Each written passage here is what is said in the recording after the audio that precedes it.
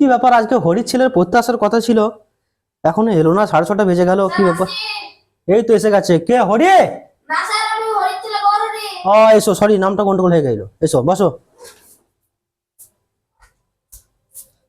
এই, চেয়ারে বসতে বললাম হবে?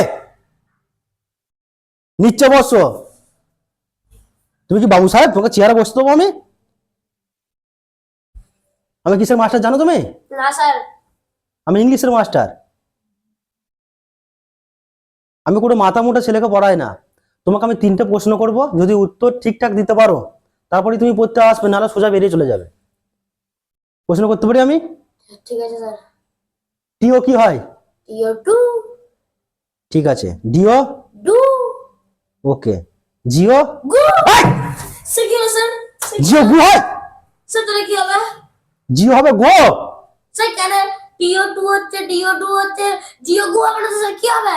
এটা বলতে নেই বাবা, তুমি যেটা বলছো উচ্চারণটা গু হয় তোমার হিসাবে, কিন্তু বাবা ইংরেজরা তো গো করে গেছে, আমাদেরকে গো বলতে হবে না? স্যার না। পৃথিবীর স্যার, সবাই যখন বলছে যখন তোমাকে গো, তুমি কেন গু বলবে? স্যার ইংরেজরা যে ভুলটা করেছে স্যার আমরা করবো কেন? টিও টু হচ্ছে, ডিও টু হচ্ছে, জিও গু হবে স্যার। এরকম বলতে নেই শোনা। স্যার তাহলে আপনার পড়া নিয়ে আপনি থাকুন, আমি চললুম। কি ছেলে রে বাবা, এরা শিখবে ইংরেজি?